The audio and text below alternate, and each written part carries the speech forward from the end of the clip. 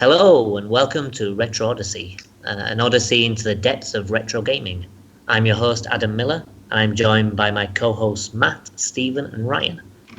Before we start our topic, let's take a moment to introduce ourselves. I guess I'll start. My name's Adam, 31.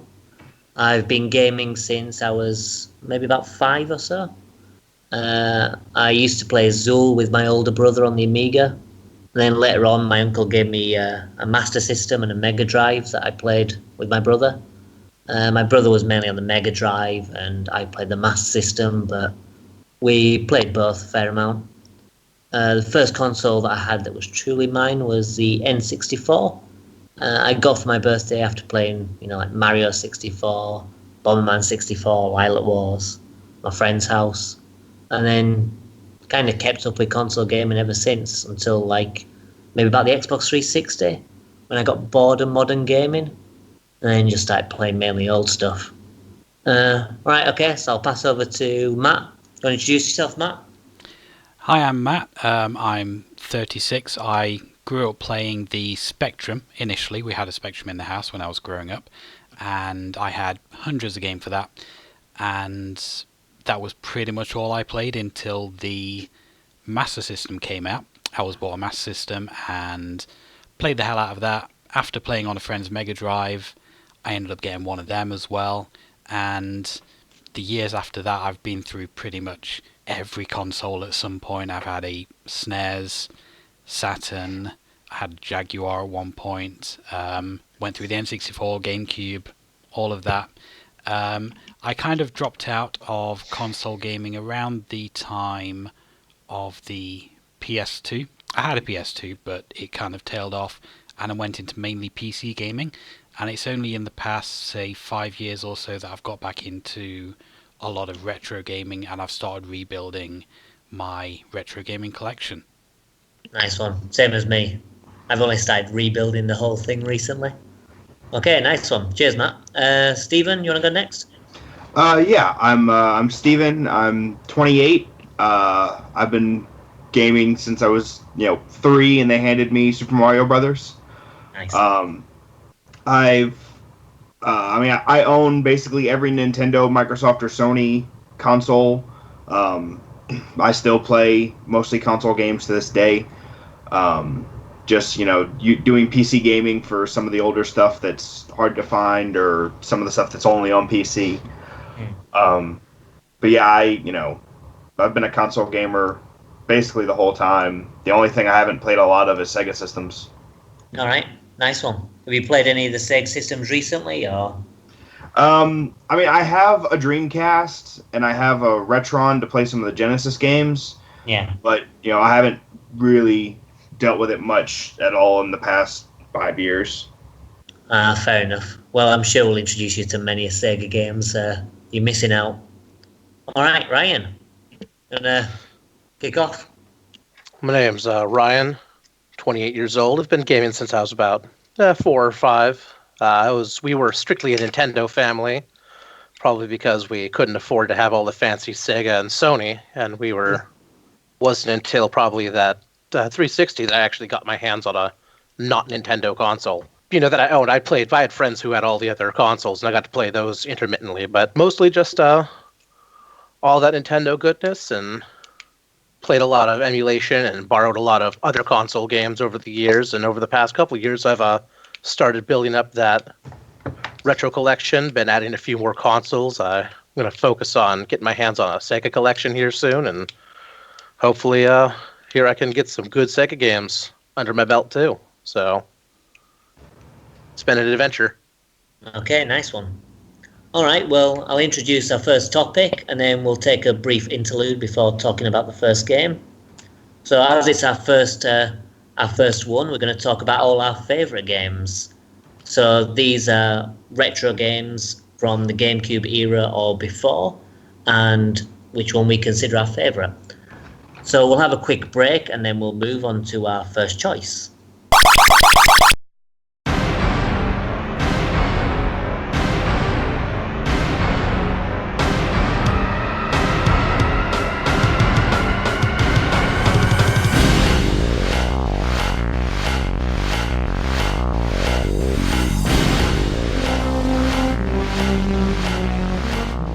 Okay, so our first game is my choice, and my favourite game is Perfect Dark for the N64. It's first-person shooter, developed and published by Rare, and it came out in 2000 in America and Europe, I think. It's a spiritual successor to GoldenEye, which obviously was really popular on the N64. There has been a remaster, which was on XBLA. I think that was in 2010. But it's also available on the Rare Replay collection for the Xbox One. Right. So a brief introduction to the story of the game. It stars Joanna Dark. She's a special agent like James Bond, but in the future. And she deals with corporate espionage. And it kicks off and she needs to rescue this robotic AI. And from there it kind of devolves into madness, really, with aliens and conspiracies and all sorts. So what did everyone think? I really, really enjoyed this game. I'd heard about it before from lots of different places, but it never really appealed to me, kind of from what I'd heard. But I picked it up for this. I was able to pick up the cartridge quite cheap, and I really got into it, and I really enjoyed it. I liked the way it played. Once I'd gotten used to the controls, I could zip around quite fast, and even though I played it on the easier difficulty, I found it just the right amount of challenge, and like I say, it was a really fun game. Well, that's kind of the good thing, really. There's an easy difficulty, the agent mode, but really it's not so much easy, it's just different. Because like with GoldenEye, you've got easy, which is kind of your normal difficulty. And then it does get harder after that, but they start changing things you need to do in the levels. You've got additional objectives and you go to different places, which kind of makes it a different experience for all the difficulty. So did everyone play on the agent difficulty, or did anyone try tackling special agent? I did mostly agent. I tried special agent at first just to see, what all I'd be getting into. Yeah. And was it too difficult, or? It's not that it was too difficult. It's just I could kind of tell I wasn't going to get through a lot on that difficulty in the short amount of time I had. Yeah, so, true. My intention is to go back and replay this and go through the whole thing on the different difficulties. Yeah, it's definitely worth it. Likewise, I also played it on the agent difficulty. I tried a special agent, but considering the level, the objectives can occasionally be a little obtuse, you know what you're supposed to do, but you have no idea where it is or exactly how to do it. Adding more objectives on top of that, I felt was not a good way to play the game the first time. So I backed off to agent really quickly. I mean, obviously it's a game that I've played countless times, so I know the objectives like the back of my hand, really. But I can understand how it can be quite obtuse. But I think that's it was one of the design things they did with GoldenEye as well. They wanted to create these wide open areas to create realistic levels and realistic buildings and locations, and then stick the objectives on top of that. So you're not following a linear path. That's why you've got rooms or corridors that don't really lead anywhere, and they don't even lead anywhere on different difficulties. I mean, there's some areas, on Villa, for example, where you'll see the front of the villa, and there's a big open garden area, but you don't ever have to go there. It's just there. I kind of found myself having to check a guide for quite a lot of the quite a lot of the missions.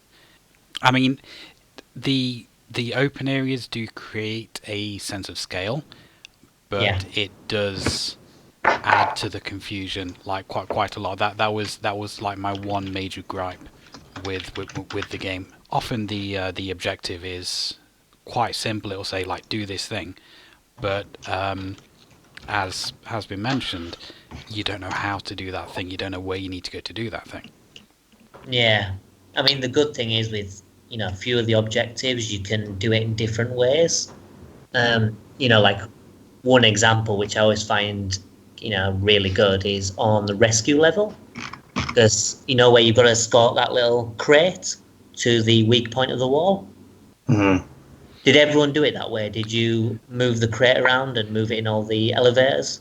I used a dragon gun Yeah, actually, and set it to proximity explode.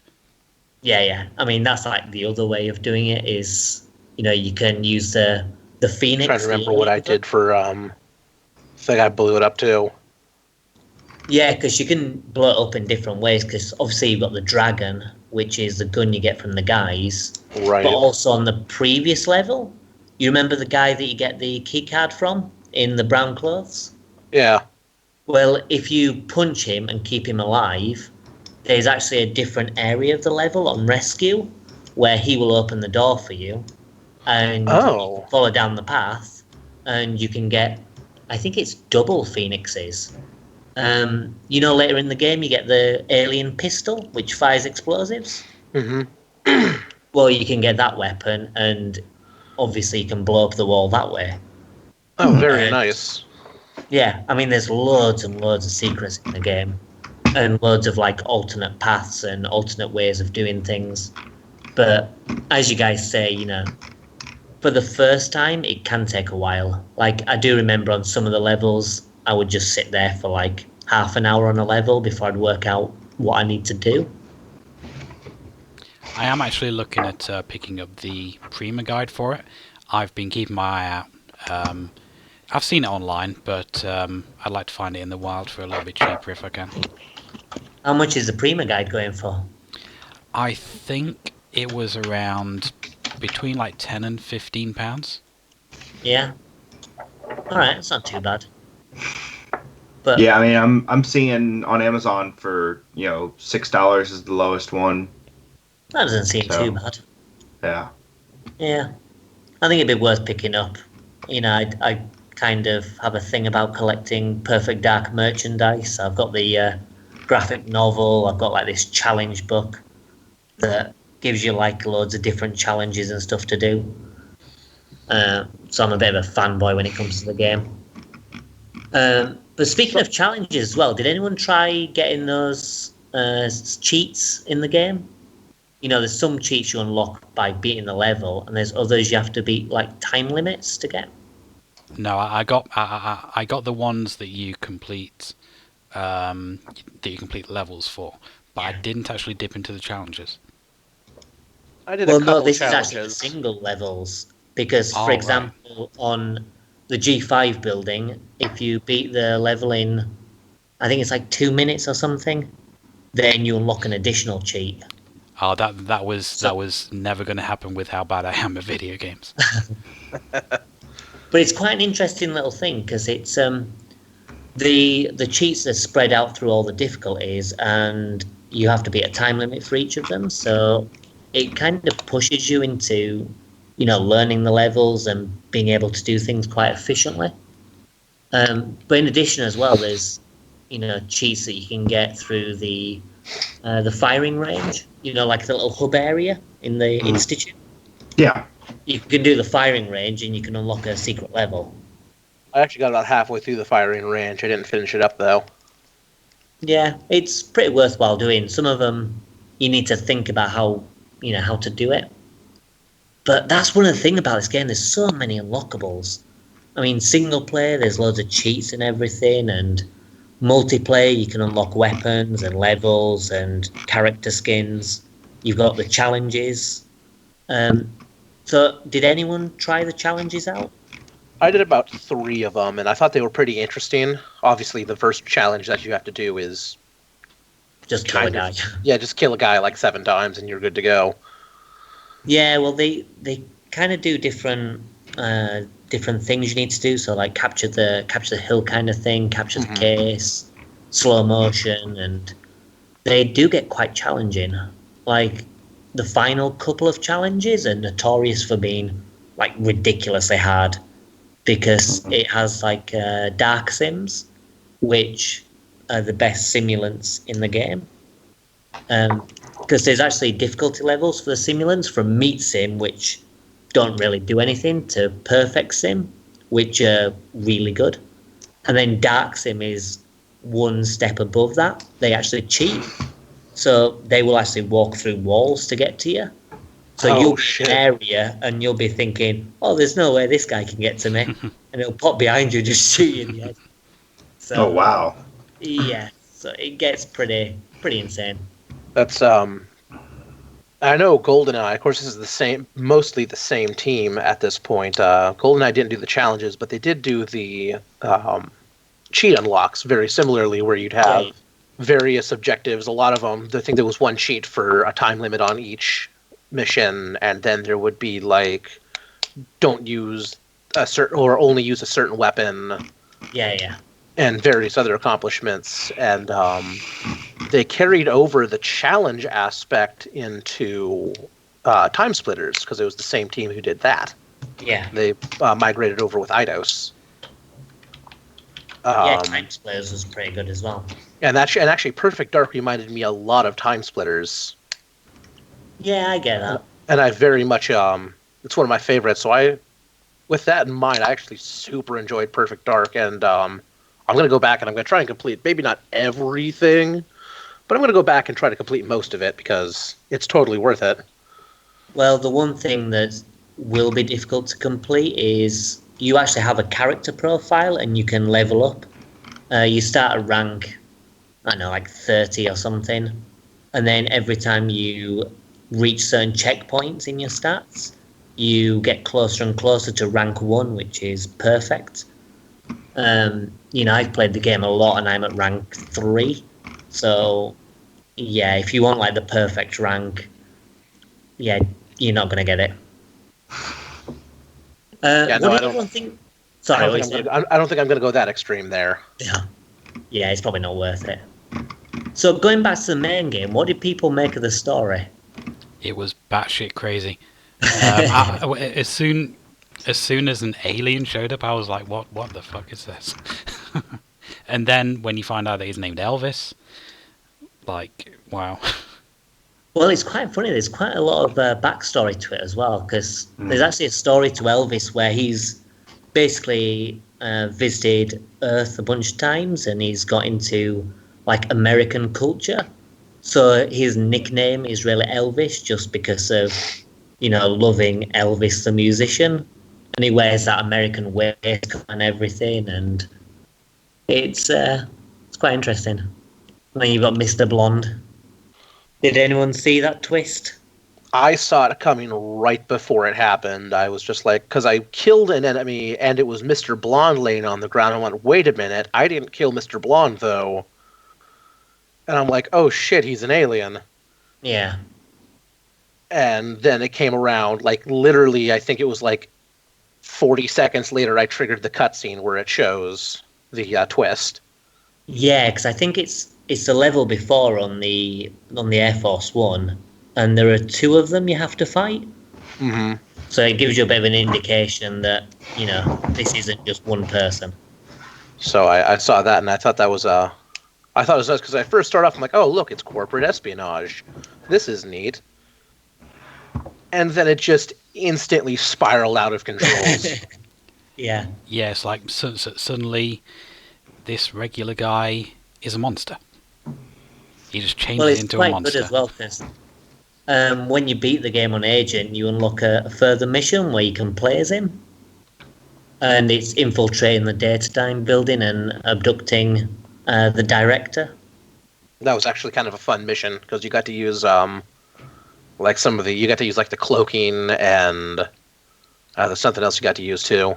The Mauler, the Skedar pistol.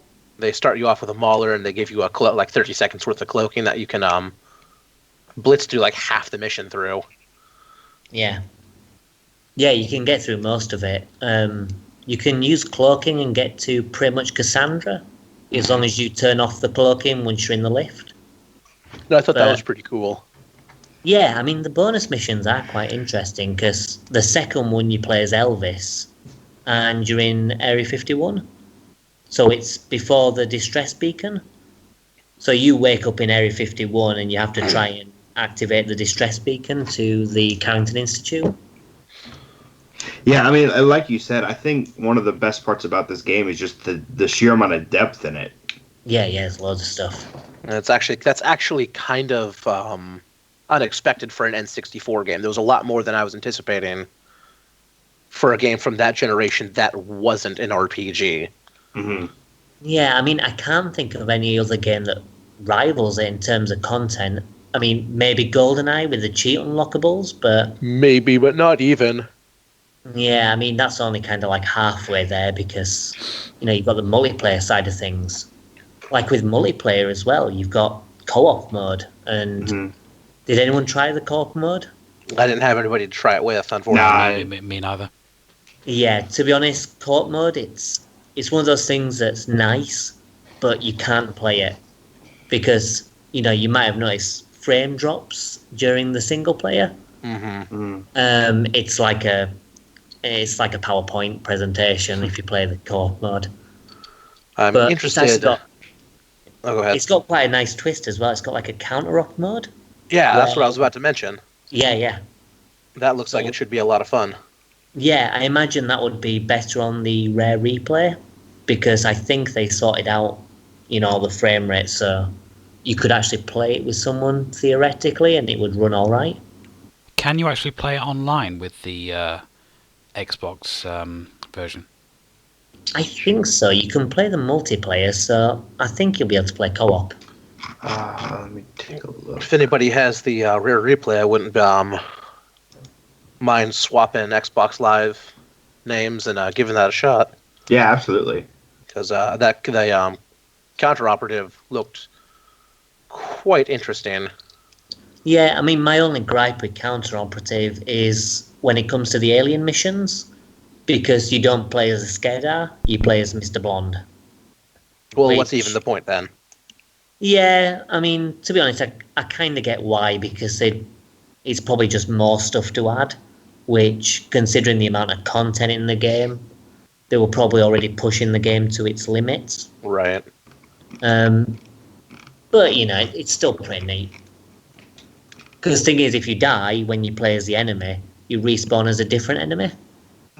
So you just keep on playing until either the protagonist dies or completes the level. Sounds good to me. Yeah. Okay, so everyone enjoyed it then, I take it? Yeah, I thought it was fantastic. I'm definitely going to put more time into it. Yeah, me as well. When I get the chance. Well, the good thing is, I mean, if you want to get like the original cart, you can get it cart only for less than a tenner, and even box isn't going to cost much. Yeah, my local shop had it for I think $7 unboxed, and then it was like $20 with the box. But I think that was a complete box. Yeah, I mean, I own all three versions, and I think all of them cost around the 20-25 mark.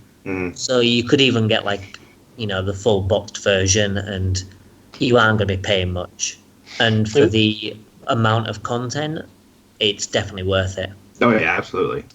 It was a pretty common game, so there's plenty of them on the market floating around. Right, that's the thing. I think the Japanese one's a bit rarer because, no pun intended, because they don't really like first-person shooters as much. But even then, I think there are quite a few copies going around. I think the only thing bumping up the price really is probably the expansion pack. Because, we didn't mention it before, but it's a game that needs the expansion pack. Yeah, because I actually bought the cartridge and I was like, why can't I get into the campaign?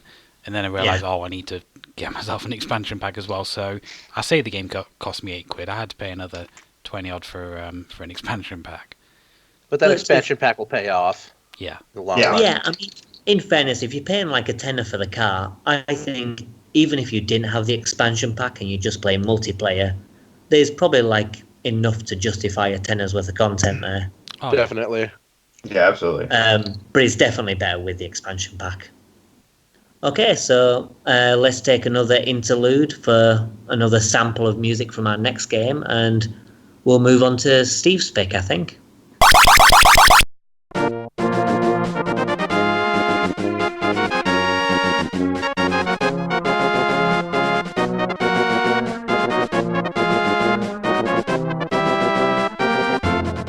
All right, so my pick was The Legend of Zelda: A Link to the Past, which is, I'm sure, a lot of people's favorite retro game. I mean, it's, still widely regarded as one of the best games of all time.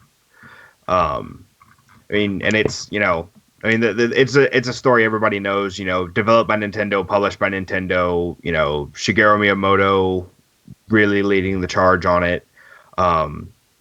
Same story as usual, beat Ganon, save Zelda, this time just with some extra, people to save and different places to go.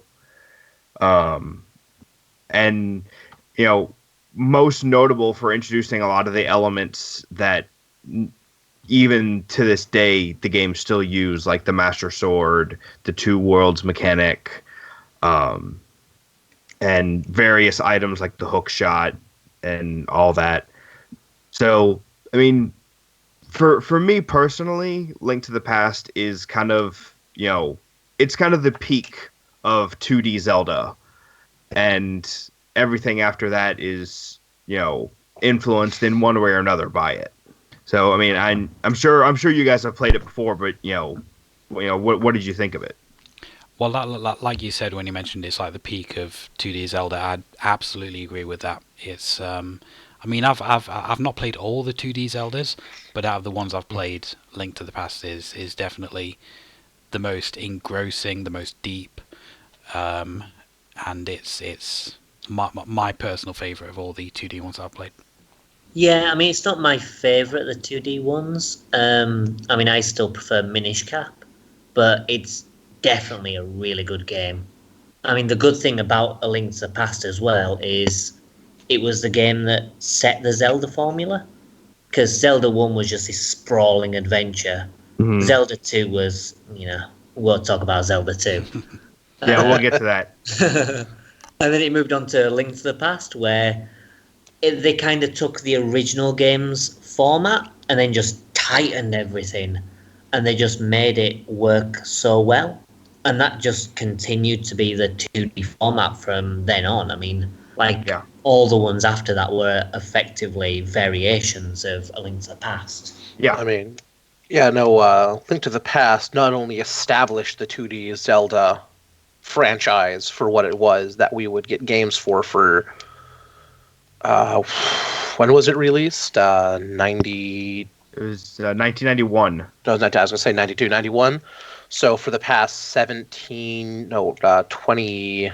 So 2018, so 27 years we've seen... I mean, everyone has their own differences, but it's like Zelda clones. We've seen Link to the Past Zelda clones for 27 years. Yeah. And you can always find the roots back in A Link to the Past, whether it be with just the way dungeons are laid out, or movement, or puzzles, weapons. It not only identified Legend of Zelda, and it gave it an identity, but it literally defined an entire genre of game. Yeah. And I think it also, you look at this just from a design perspective. I mean, you had, you had that great world map. You had, the laid out path that you could take, but you didn't have to if you wanted to challenge yourself more. You had a boss that you needed an item that wasn't even in a dungeon to beat. Some dungeons didn't even give you items. Weapons. They gave you, tunics or things like that. And it's really something that we hadn't seen before, and even since, some of that's kind of fallen by the wayside. Mm-hmm. Yeah, I mean, the way the game's designed to, you can tackle it however you want.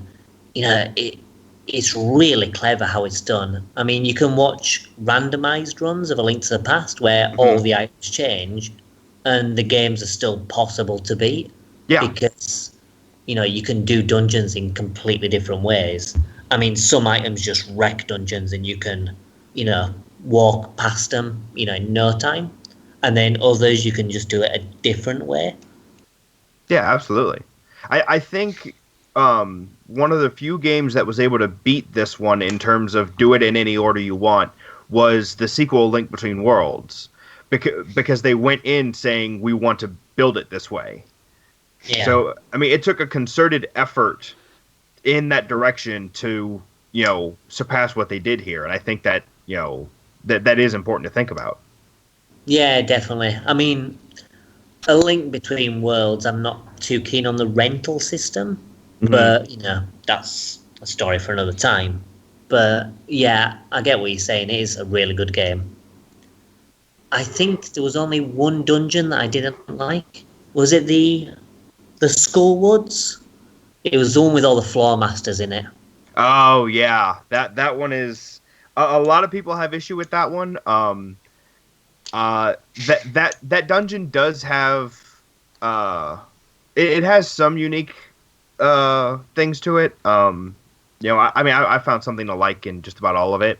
Yeah.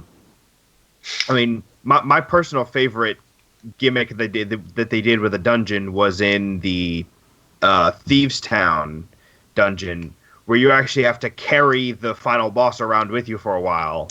Yeah. And then she transforms. Yeah, that's really clever. That was a good gimmick.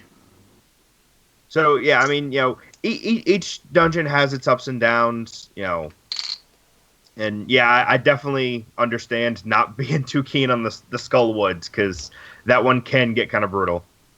Yeah. Well, that and the, if I remember correctly, in the Skullwoods, you complete the dungeon, like you complete the main dungeon, but in order to get to the boss room, you actually have to completely exit the dungeon. Yeah. And use your fire wand to open up the door to the boss chamber. Yeah. And while that was very clever, it's the only time they did that in the game, and it was really easy to get lost because of that, because you didn't know you had to do that. Yeah, Well, it does throw you for a loop. my other issue with the game. Well, not the game. Sorry, that dungeon. That dungeon, I just got lost and didn't know where to go at all. I think I had to look up a guide to actually get past it. Yeah, and that is admittedly an oversight there. I'm not sure. I'm not sure if it was just them trying to be cute or whatever, but I can agree with that. That is a problematic element. Yeah, but you touched on it before with the Thieves Town boss, but some of the bosses in this game are really good. Oh yeah, like the Helmasaur King, in particular, I quite like, and the one in Turtle Rock. Yeah, I don't remember the name of it, but where you've got like the 3 heads. Yeah, and you're going to use the ice wand, the fire rod, and the sword. Yeah, I mean the bosses in this game are really good. I think there's only one I don't like, and this you can probably guess which one it is. Ganon? No. Oh. I was going to say the guy at the top of the Tower of Hera, because he can knock you down. Moldorm, that's the one. Moldorm, yeah. The worm where you go up there, you get hit by it, it knocks you down. You got to climb back up. Oh yeah. And you start the fight over again. Oh, that's so infuriating, is that boss. You just go up, you get knocked down, and you have to do this thing like 50 times. Yeah, that was... You're good at it.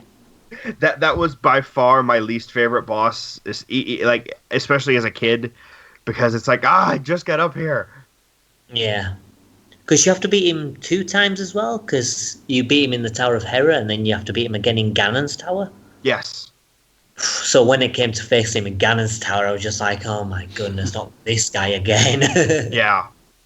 But I think in general, I mean, in all of the Zelda games that came after it as well, the bosses are generally really well designed. Mm-hmm. Yeah, they're usually the high point of the game in Zelda titles. Oh, yeah. And I mean, even like, not to toot the horn of Link Between Worlds, but, that one you saw Blind come back, but it had the new mechanic of the shield that you had to hide on. Yeah. So, like, that is something they carried along, is that the bosses were interesting the whole way. Well, like with a lot of the bosses as well, you'd see them in other Zelda games. Like the Land Molas, the desert, is kind of similar to the boss in Majora's Mask. Yes. The one in the Stone Temple Tower. Yeah. And then you've got the Skull Woods boss, the big moth thing, which appears in Wind Waker as a sub-boss, I think. Yeah, I believe so. So You've there's seen quite King a lot of Dodongo a couple those. times. Yeah, that one appears a few times. He's he's appeared in like 4 games at this point, I think. Yeah. Yeah, and even that one with the eyeballs, he's had so many appearances. Yeah. He's Not been that all over boss, the but place. something that's basically been the same. Yeah. But yeah, it's a pretty good game.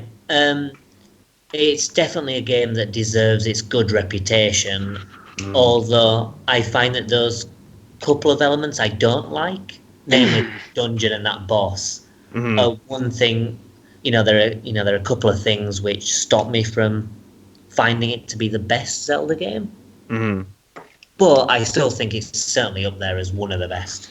And that's totally fair. And honestly, one of the nice things about it being so well received at the time is how many copies they then put out there of it. Because I mean, you go to the used market now. I mean, you're looking at maybe $30 for a copy of the SNES version. You can get the Game Boy version for like $20. Well, that's the thing they did on the Game Boy as well, Yeah. And then it's been released on like most of the virtual consoles and Yeah, exactly. everywhere.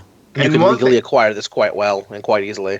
Yeah, exactly. And one of the things I loved about the Game Boy Advance version was that they added a dungeon for 4 swords, where if you had completely finished 4 swords, you got an extra dungeon in Link to the Past. All right. Was the And- dungeon any good? I haven't played through the dungeon itself, because I've never been able to play 4 swords with anyone. But from what I've seen, it looked like a really good dungeon, and basically the boss of the dungeon was 4 separate rooms where you would fight the 4 different colors of Link. Okay. Oh, neat. So that was, and those fights were really interesting. I've actually looked up all of those, and those were really good fights. Is it like what's his face, Dark Link from Ocarina, or is it like a different thing? I would say it's kind of similar to that in that, it has your moveset, but it also has other things it can do that you can't. All right. Okay. One other thing that I found like remarkable about the game as well is the music. It is just like throughout the music is just absolutely fantastic. Yeah. It is quite amazing how well Link to the Past, not only is the music just well composed, but it's so well composed and how it sets the mood for where you're in. Like when the game opens up and you immediately tell, or your uncle says don't leave, and you instantly leave, and you go into your castle, and it just has kind of, because you're entering this game and you don't know what's going on. If you've played Legend of Zelda before, you kind of know what you're gonna be doing, but you don't know how this new game is going to progress and what you're going to encounter. And it really sets a tense mood. Yeah. When you're in the castle grounds. Yeah, and I can tell you the dungeon music absolutely will get your heart rate up, because it just it's that tension and that presence. Well, There's like the other absolutely thing as well is with the music, you can pick pretty much any track from the soundtrack, and it's pretty much an iconic Zelda tune. Yeah, I mean, I can like tell you, most of the iconic tunes. yeah, I mean, I can tell you, I have been humming just about all the songs from this at various times for the past 20 years. Yeah, no, it's absolutely fantastic, and I think it's really important to say that like one of the most important and telling things about Legend of Zelda: Link to the Past is that even now, if you pick it up, if you hand it to someone who wanted to play a dungeon crawler, this holds up. This has stood the test of time. A lot of retro games, you go back and you go, "Oh, I liked this when I was a kid. I like this because I like this style of game." And it plays But then you can go back and start picking them apart.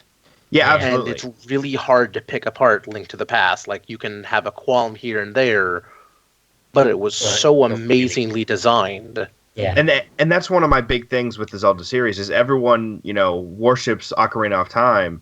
And, I went back and played it a few years ago, and I'm like, this doesn't hold up as well. It doesn't. I don't. It just, Link to the Past holds up so much better. Visually, music, dungeon design, all of it is just, I would have to say, across the board, it is better than Ocarina of Time. And it's better than a lot of dungeon crawlers that have come out in the past, decade. Yeah. Well, that's the thing as well, because with the dungeon crawls that have been coming out recently, there may have been a Link to the Past clones, but no one's ever really done it better. No. I mean, there was Blossom Tales, which came out recently for the Switch, and I think it's out on Steam. I've heard good things about that one.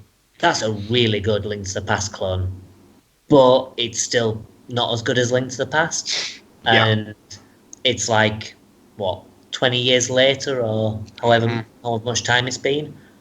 Yeah. Like you said, it's, the fact that nobody's even come close to beating it. Yeah. Often imitated, never replicated. Exactly. Yeah. Personally, I do prefer, in terms of the Zelda games, I do prefer Ocarina of Time, but Link to the Past is definitely the best 2D one that I've played. Mm-hmm. And that's the thing, is like, even when people disagree on things like this, we can all agree this was a good game. Yeah. Yeah. Definitely. Right, so I think everyone's in agreement that this one's a definite must-play. Yeah, this one's well worth picking up, and like I said, it's very easy to find. There were so many copies made of it in both of its incarnations. Yeah, I mean, there's so many editions of it, and so many re-releases that you can probably pick it up somewhere. Yeah, absolutely. All right, I think we'll take another break, have another musical interlude for the next game, and then we'll have a look at Matt's pick.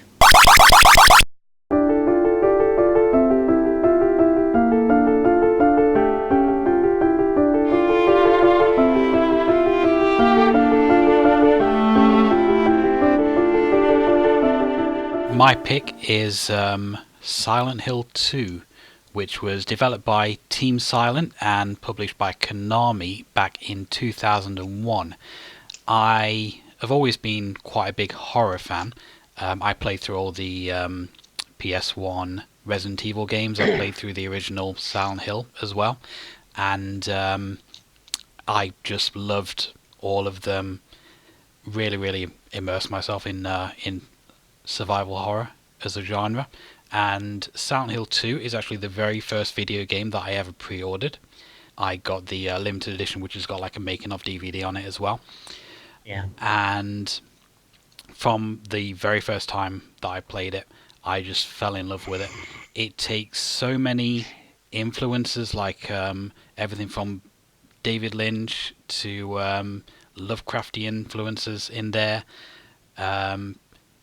This depiction of an American town that has just completely gone wrong, and it was at the time a really beautiful game to look at.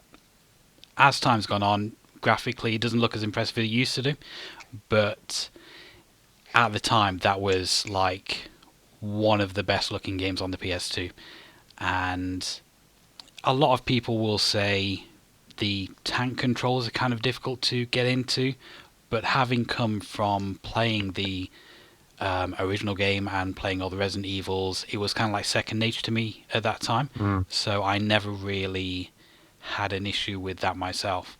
So I was able to dip into it, and I've managed to complete all 6 endings. I know the game pretty much back to front, and it is like my favorite retro game of all time. So what do you guys think? Well, it's funny how you mentioned about it being such a great looking game, and I kind of agree with that. And it's kind of weird, really, because the limitations at the time meant that the draw distance was terrible, which is how the whole fog thing in Silent Hill was created. Well, with that was a limitation definitely with the first game. Yeah. With the second game, it was more about following an aesthetic, a tradition. Exactly. Yeah. It was something that was created in the first game because of the limitations. Yeah. And it created what people come to think of when they think of Silent Hill. They think of this decrepit city, this decrepit town that's filled with fog and all these weird inhabitants and surroundings. And that was the one thing I really did enjoy from what I've played of Silent Hill 2 was the atmosphere. Yeah. It's just very creepy and mysterious as to what's going on. and then you toss in a couple horrible-looking monsters in there, and it really just seals the deal. Mm-hmm. Which is funny because Silent Hill isn't even that much of it's not even like a survival horror game when you look at it. It's more of a puzzle game. Yeah. Of an adventure puzzle game with just a really horrible atmosphere.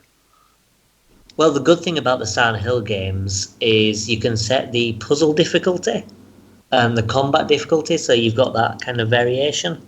Mm-hmm. Yeah, I really did like that. Yeah, so that's quite a good aspect of the game that I like.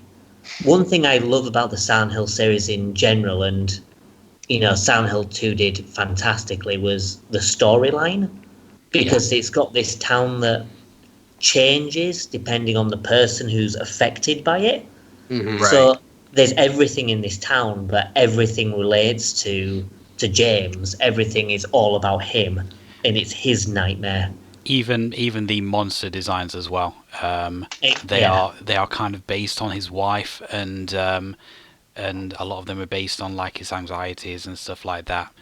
And in terms of story, I do think it is one of the best written stories in video games. Like, full stop.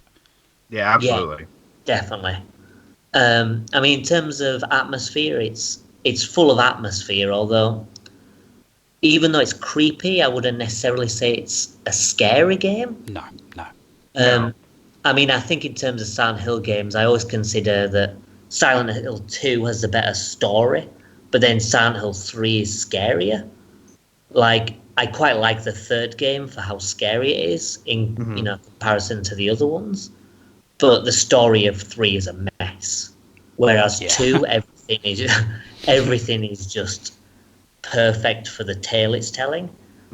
So even though it doesn't have the scariness of some of the other games, it doesn't need it because it gets the atmosphere just right. I mean, even as you were saying with the controls, I kind of think maybe for people like us, who grew up in this era, it's probably not too much of an issue because as you say, you grow up with Resident Evil and these kind of games that use tank controls. Yeah. But I can definitely see how people playing it today who didn't grow up with that would find it a problem. But for me, I've never had an issue because, you hold forward, you run forward, whatever direction you're facing, you press left, you turn left. I've never really had much of a problem getting my head around it, but I don't know, maybe that's just me.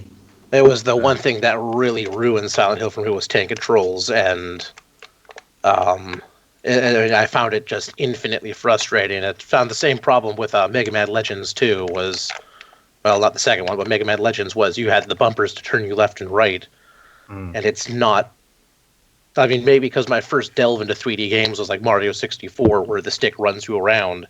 Yeah. Right. That really just didn't, it wasn't computing in my brain that was something that needed to be done. Now, one thing I wanted to ask you guys, did the PS2 have different control options?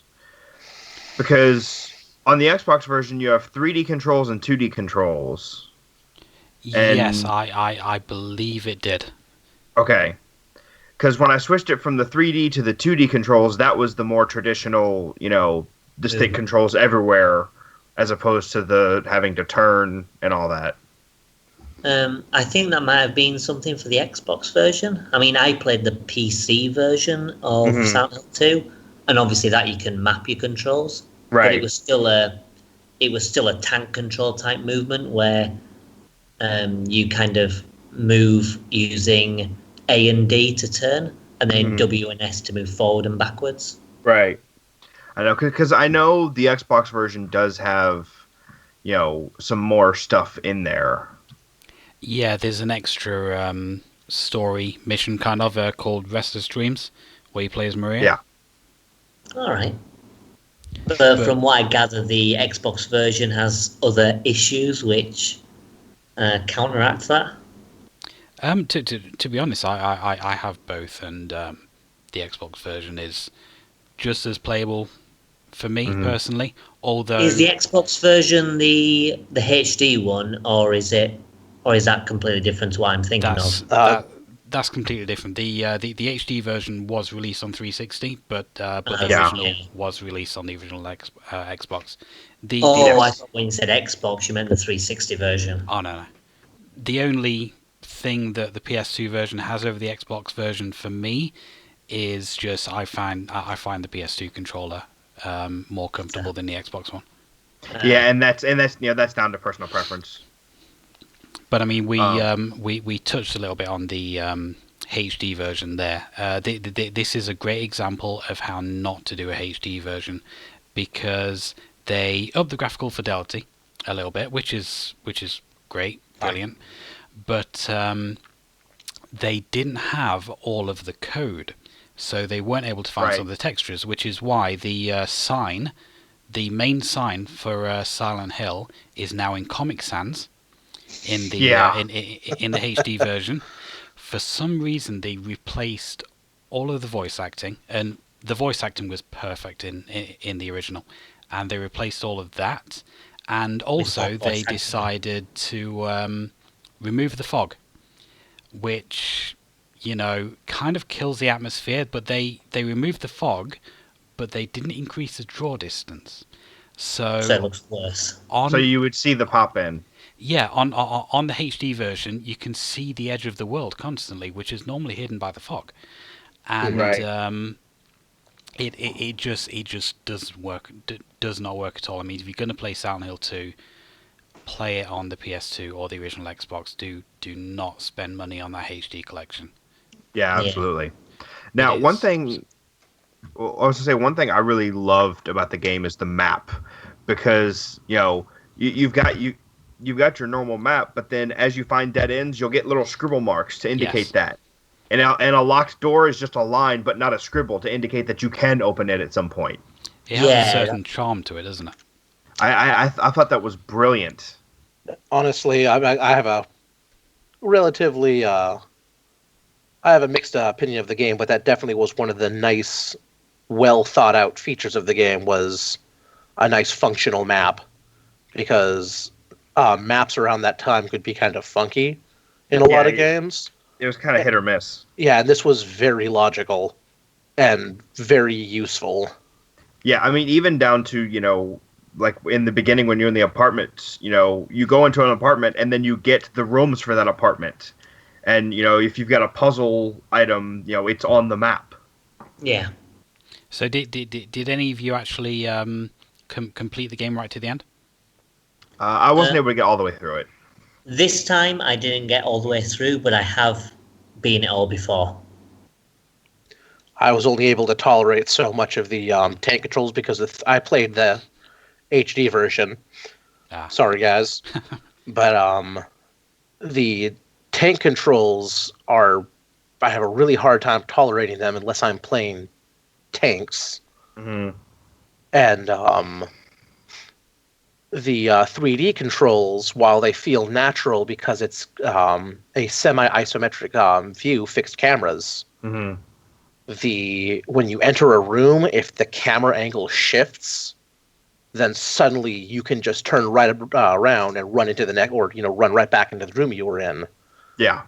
Or run into a wall, or sometimes you're going to be running into a hall that has a monster in it, and suddenly you get hung up on the monster because the camera angle changed.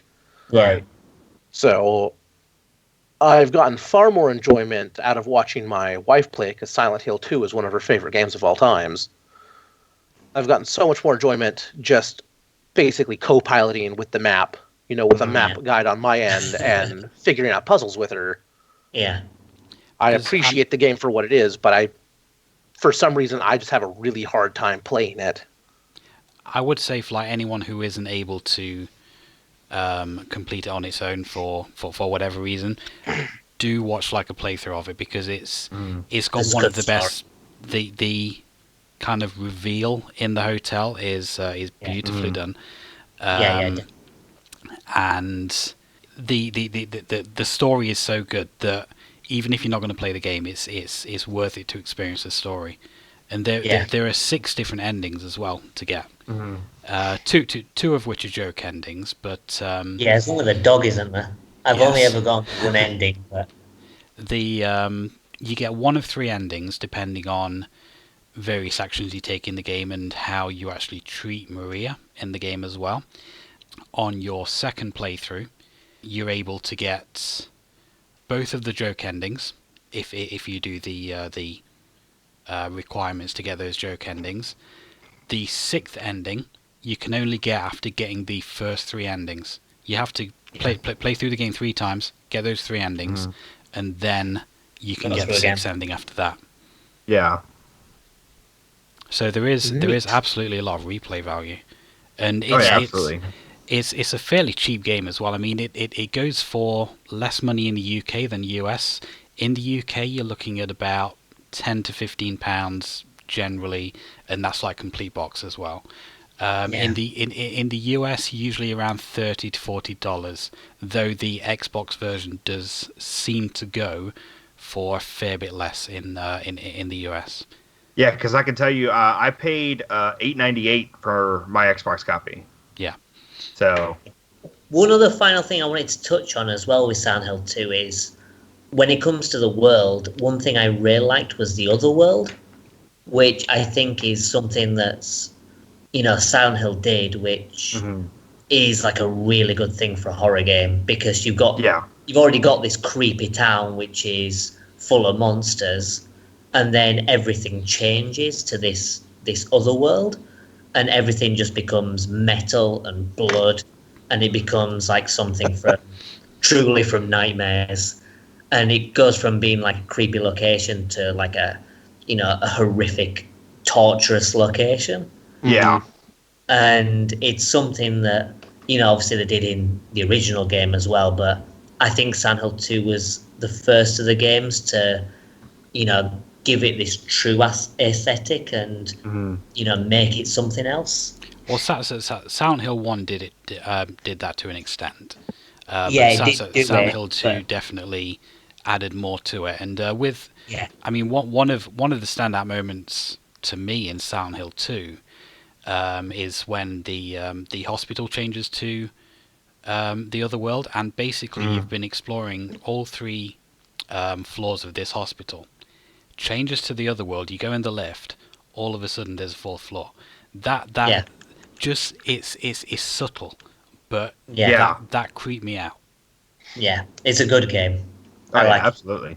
Yeah, it's not my favourite survival horror game, but it is up there.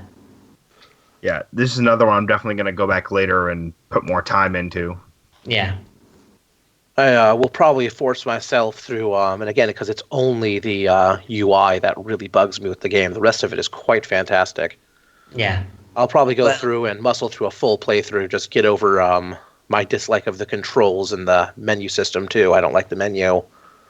But overall, I very much enjoy it, and I will probably also maybe even see multiple endings. Well, even then, as Matt said, if it's not something that you can play and enjoy because of its, arcade control scheme, it's definitely worth watching a playthrough just to experience the story and just experience it more like a horror film rather than as a game, because it's still totally worth doing, even like that. I will say, because of the horror, comment on the horror aspect, one thing I did thoroughly enjoy is the way the boss, because you did have a couple boss battles in there, boss fights, if you will, where they didn't build up I was like, oh my god, there's gonna be a boss fight. Here comes the boss fight. Enter a chamber with a boss, and like when you fight the one monster in the elevator, and you're just blasting away at it with the shotgun. Yeah. It didn't really build up to this massive, when it's going to happen because you'll switch into the other dimension. Yeah. But it's not, you don't have your classic boss build up. Yeah. Where it's okay, here's a bunch of health and here's a bunch of ammo and, here's a hall and then there's a big room and we're going to have a cutscene now. And it just didn't do that. It just sort of suddenly happens and now you're there. And it really does add more tension to the scenario. Because it could happen at any moment. Yeah. Once they drop it on you the first time, you're sitting there, what's going to trigger the next event? Yeah. I did like that. Yeah. So I think most people enjoyed that game as well. Controls were a bit, iffy, but more or less it's a good experience. Oh yeah. Yeah, Yeah. absolutely. All right. Well, let's have our final musical interlude and move on to our final game, which is Ryan's pick.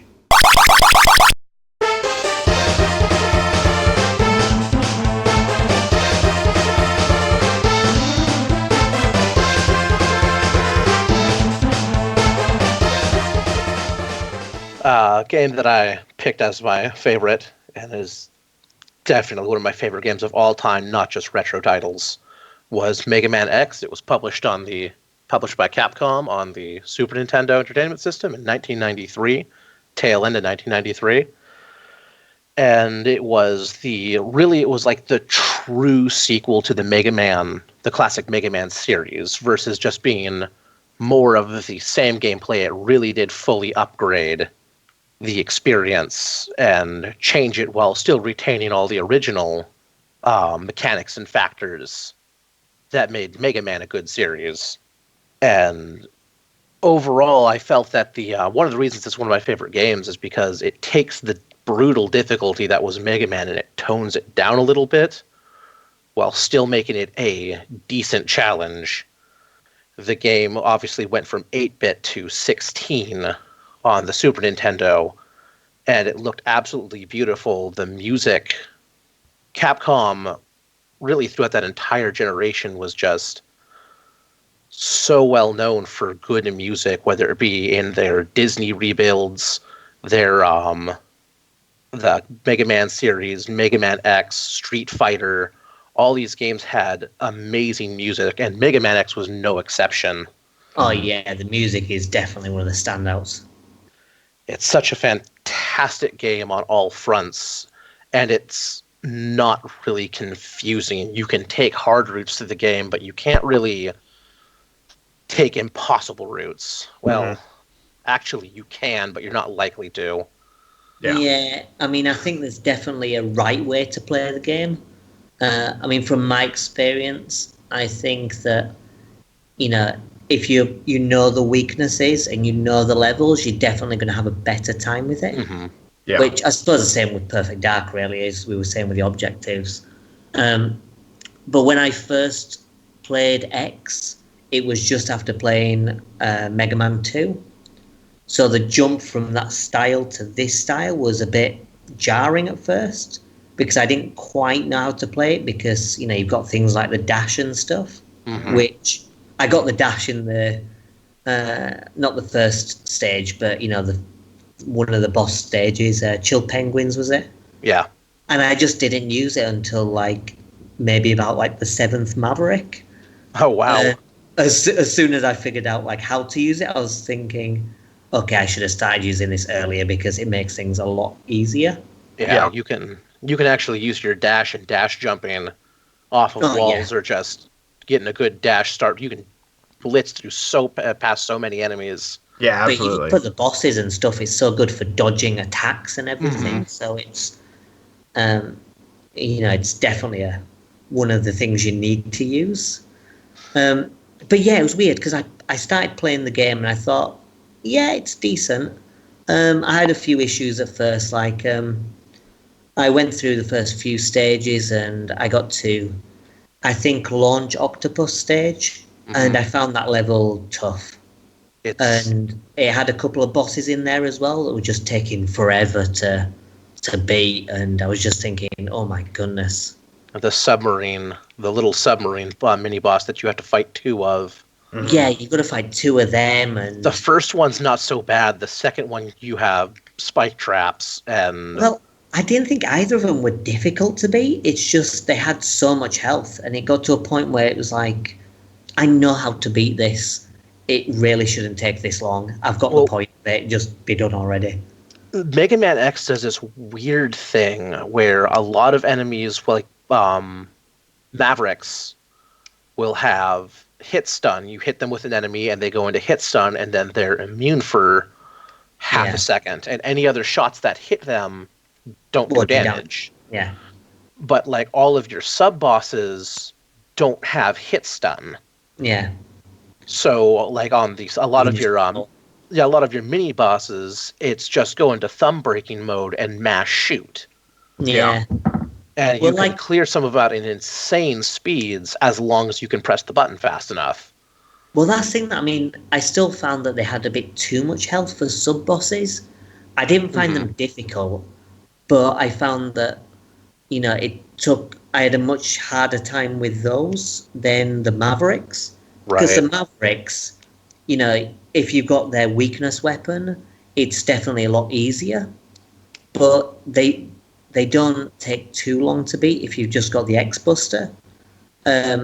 Which is a kind of good thing. You've got the X-Buster and you can, take them down. But if you've got the weakness weapon, you can take them down faster, or you can stop certain attacks. Like Some of them literally turn into jokes. Yeah, like Launch Octopus.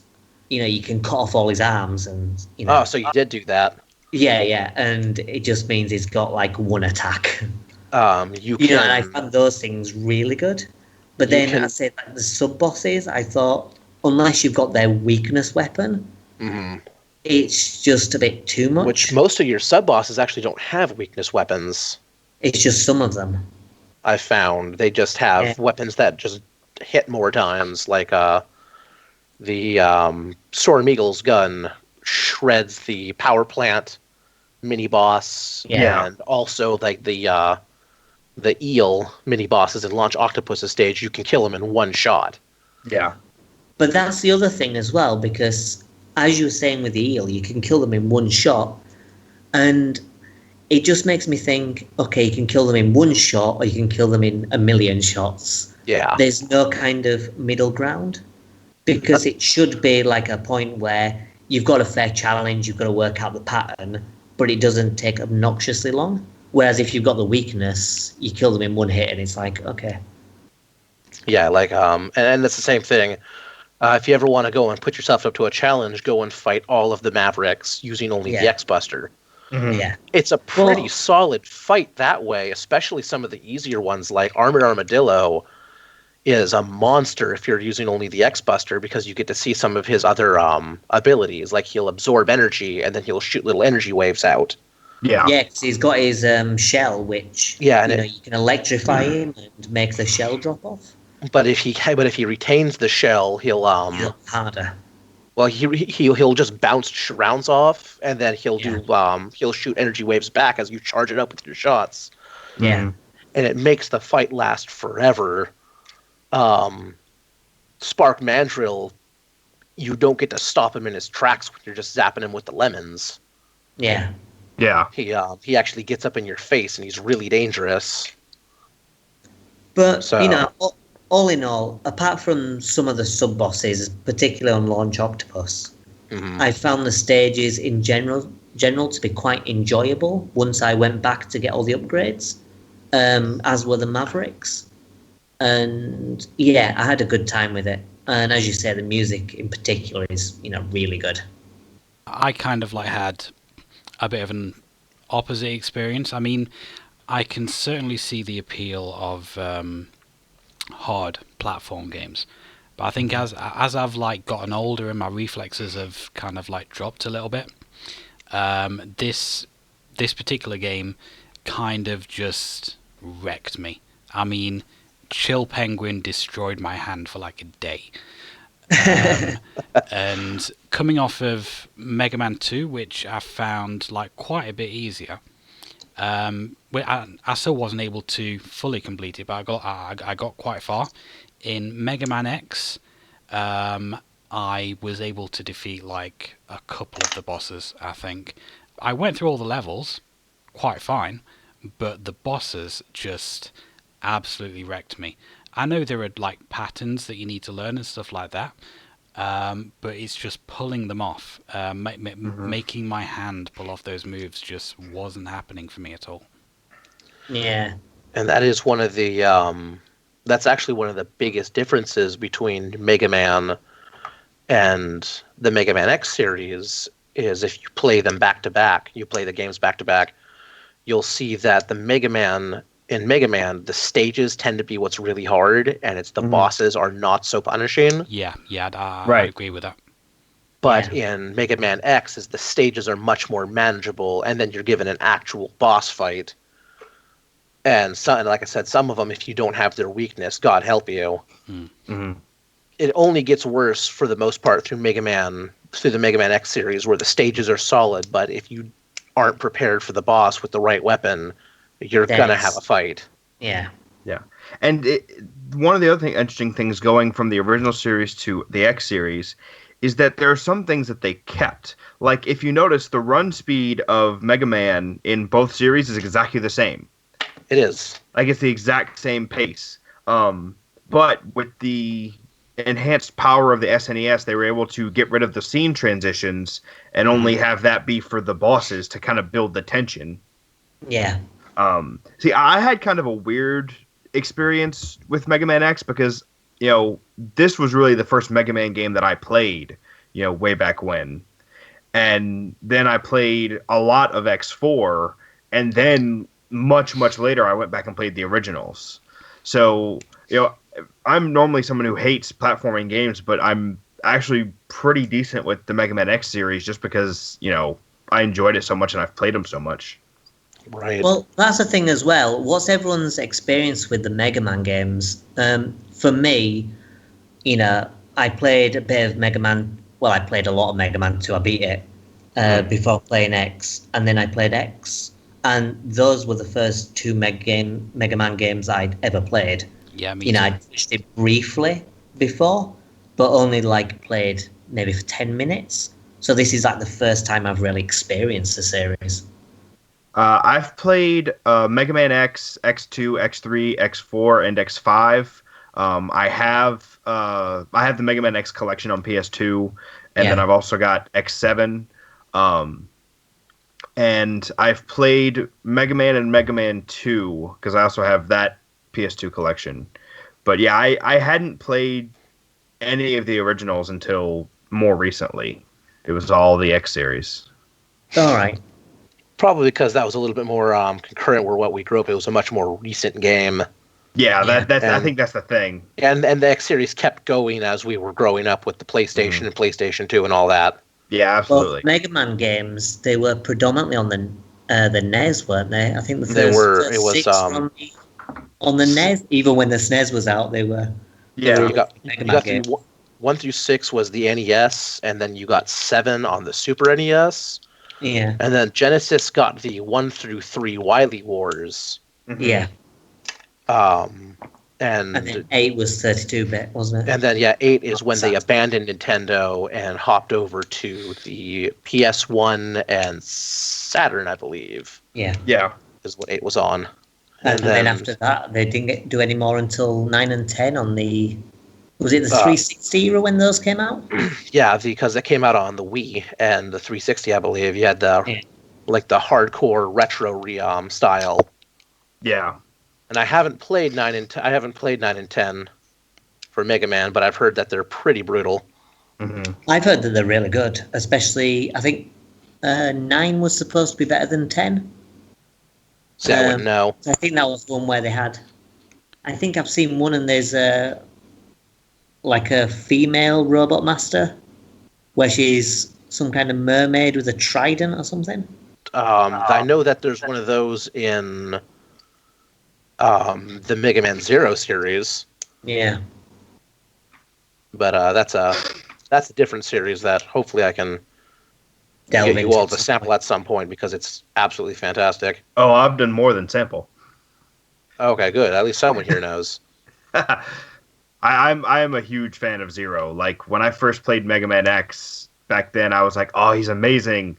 And then I got to play as him in X4, and it was like, oh, so good. He is amazing, yeah. Why didn't they just make one series for him? And then they did, so. Yeah. So, but, yeah, no, Mega Man X has, again, Mega Man X sort of reestablished the Mega Man series because it was, I mentioned this briefly a minute ago, everybody's favorite Once Upon a Time animator on Newgrounds, Ego Raptor, has a series called Sequelitis, and he talks about Mega Man X and Mega Man. It's a very excellent episode that he does, but he just talks about the series and why they needed to do Mega Man X and how it revitalized the series as well. And now we have like 900 Mega Man games. Yeah, there are with a new one coming out games this year. Yeah. There's so many games. So going back to X briefly, what was everyone's favourite boss from it? I would say Chill Penguin because it's the only boss I actually defeated. But I hated that boss also. My favorite boss in the entire game actually might be, strangely, even though I have a weird love-hate relationship with, is the Robo Spider in Sigma's Tower. Mm-hmm. Or Sigma's Fortress. It's one of the level end bosses. And I've always hated it as a kid, and now for some reason I really like it. See, I'm kind of torn because there are elements of each boss that I really like, or of some of the bosses I really like. Like, I love being able to use Boomer Kuwanger's weapon to just cut bosses up. Right. Yeah. Like with Flame Mammoth. Yeah. Just lop his nose off. Just cut his nose off. I like the design of Storm Eagle. I don't know. It's hard to. I honestly, I think, and it's kind of a weird answer, but I think one of my favorites is the fight with Vile, where you can actually beat him. Only because if you have the Hadouken, you can just one shot him, and it just feels so. It feels so good. It's so satisfying because you literally couldn't hurt him when you started the game, and then you just face erase him. Bam. Yeah, for me, it's probably Boomer Kuwanger. I thought was a really good boss, but even though I think I also quite like Chill Penguin as well. It's an easy-ish fight, but I think it's quite a nice fight. I quite like the design of him as well. So I'd say one of those two, but yeah, I get what you're saying about Vile. That's a really good fight when you've got the Hadouken. Otherwise, Vile's kind of an annoying fight if you don't. Yeah. I actually quite like the fight with Sigma's pet, the dog, when you've got the Hadouken. Because he's like, oh, you're not worthwhile, I'm going to set my dog on you. And then he jumps towards you and you Hadouken him and he's dead. And it's like, okay, right? Yeah, bring it on. I was going to say the Sigma fights I actually really enjoyed. I thought they were pretty well designed, especially for, the first instance of this boss that we see over and over and over and over again. Yeah, I didn't like the Sigma fight in this one. I thought it was fine. Like, I liked his... Was it the second stage where he had a sword? Yeah. There was 3 stages. There was the first stage, which is the dog. The second stage where he has a sword, which I liked. And the third stage had his hands moving up and down and the moving platforms. And that stage I didn't like so much. Like, I found that one wasn't particularly difficult, but involved a lot of waiting around. If you messed up, you had to wait for the hands to come low again, and it just felt like a bit of a hassle. If you're brave or impatient, you can actually dash and wall jump up between the hands and the walls and jump up on the hands. Yes. Yeah, and if you ever want to have a thumb breaker, hit by hand. Yeah, no, you have to wait. You have to time it so it's on the it's swooping on the inside because they kind of move in ovals. Mm-hmm. All right, okay. If you ever want to do yourself a nice little thumb breaker challenge, is beat final stage Sigma without taking a hit. Mm. No thanks. Yeah, I've done it. It's super rough. Yeah, I like the final Sigma. I like Sigma in X4 better, but I think this one was actually pretty good. I think my favorite Sigma fight, of course, now we're kind of getting off topic, but was actually the final stage in X3. It was like Kaiser Sigma or whatever. Oh yeah, I remember that one. He has the big mech suit that just showers missiles. Yeah. Yeah, it's weird because I played X2 recently, and the Sigma fight in that is just kind of weird because it's quite easy, and the second stage is just like this holographic head that doesn't even have a health bar; it just changes color. Mm-hmm. Goes from green to super deep red. Yeah. It's a bit of a weird one, but yeah. Anyway, Mega Man X, I thought it was pretty good. I had some kind of issues with various different elements of it, mainly the sub-bosses, and, as I say, I wasn't too keen on the final Sigma fight. But other than that, I had a good time. What price does the cart tend to go for these days? Right around these times, genuine copies are going to run you around $25 to $35 for just the cart. You have to keep your eyes out for repros. It's a very coveted game, even though it's not that expensive. But the market is just littered with reproduction cartridges, which are iffy. Yeah, on their playability. I would say honestly, your best bet if you want to play this game is to pick up the X collection. Because I think that goes for a reasonable price. That's last I looked, of course, it was a couple years. The Mega Man X collection was very expensive, at least on GameCube. I mean, I'm seeing PS2, $14.03 on Amazon. Oh, that's a lot better. It's like $50, $60 on GameCube, but on the PlayStation, no, it's only like $15-$20. Yeah. So. $41.01 on GameCube, so yeah. Yeah. So a bit more expensive on GameCube, but not too bad. If you got yourself a PS2, definitely pick it up. That, or if you have yourself if you have a Wii or a Wii U, and probably eventually a Switch, I'm sure whenever they get that market going. Yeah. I'll stick it on there.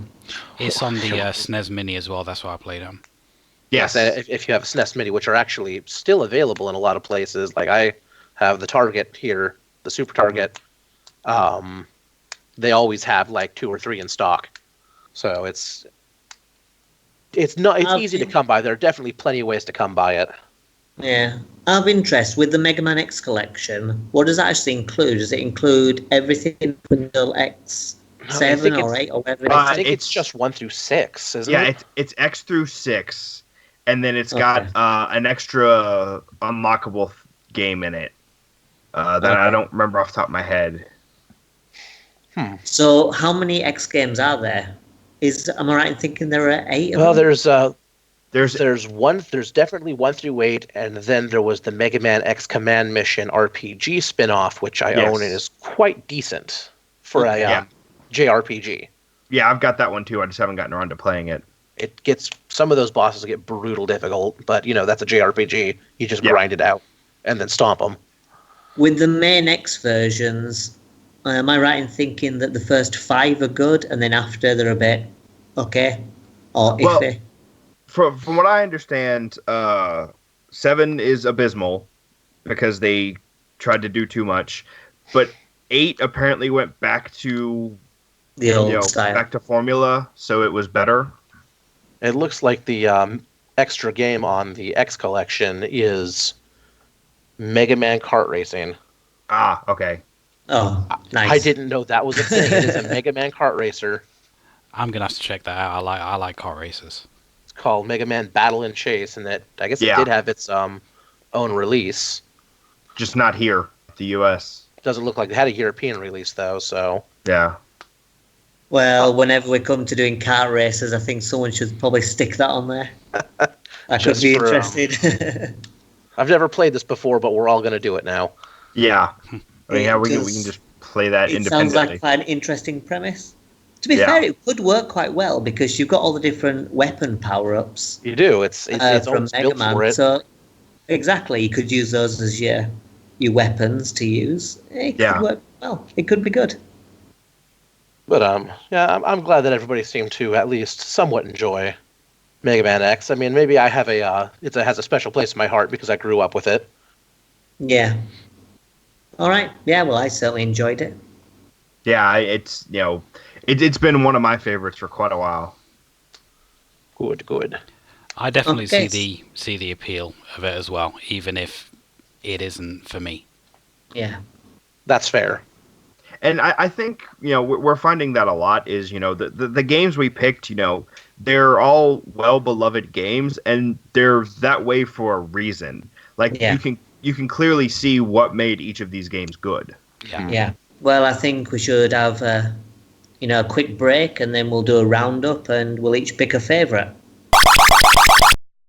Okay, so that was the end of our first collection of games. So we had Perfect Dark on the N64. We had Silent Hill 2 for the Xbox and the PS2. Mega Man X for the SNES, and we had A Link to the Past, which was also on the SNES. Yep. So now it's time to pick a favourite. Obviously, our own picks are out of the runnings because it would make it a little bit too obvious, I suppose, because my mind certainly hasn't changed. So what's everyone's favourite pick from the other three? Easily, I think my choice is going to be Perfect Dark. I've always had a soft spot for the arcade shooters and rare shooters, so that really hit home and was a nice, refreshing thing, because I always wanted to play it, and now I got to, and it was totally worth it. Yeah. Very much enjoyed myself. Okay, well, it's a damn good game, so I'm glad you enjoyed it. By the other two? As much as I want to say A Link to the Past, because it is an absolute classic, and I love it a lot, purely because it surprised me, I would have to also say Perfect Dark. It just engrossed me, and I spent several days playing through it, and I loved pretty much every minute of it. Yeah. Well, I actually think I'm going to break the pattern here. I'm going to go with Mega Man X, just because it's. I mean, and I don't know if that's technically cheating because I've got so much history with this game already, but it just of the things on offer, I think that's definitely the one that I enjoyed the most. Well, I think I'm going to side with you as well, and also go for Mega Man X. Even though I had various issues with the game, I certainly appreciate quite a lot for being, well, an excellent game, and also introducing me to the series. I enjoyed Mega Man 2 when I played it beforehand, but I think it was getting through Mega Man X where I really appreciate the Mega Man series. And after I beat it, I picked up Mega Man X3 and X4 and Mega Man 8 for the Saturn. So I'm looking forward to delving into those soon. But yeah, my pick is going to be Mega Man X, just because it introduced me to, a series that, I'm starting to, really get into. No, you're in for a treat, at least up until X4. Well, yeah. After that, I don't know what I'm going to play. Maybe I'll get around to playing X5, and then I'll leave it after that.